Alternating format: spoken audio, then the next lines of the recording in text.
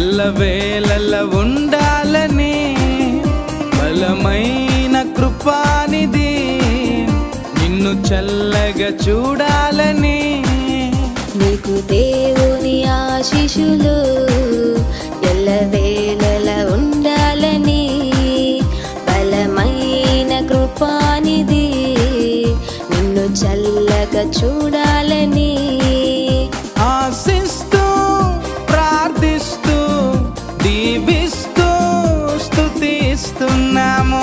ఆశిస్తూ ప్రార్థిస్తూ దీవిస్తూ స్తుతిస్తున్నాము. We wish you happy birthday.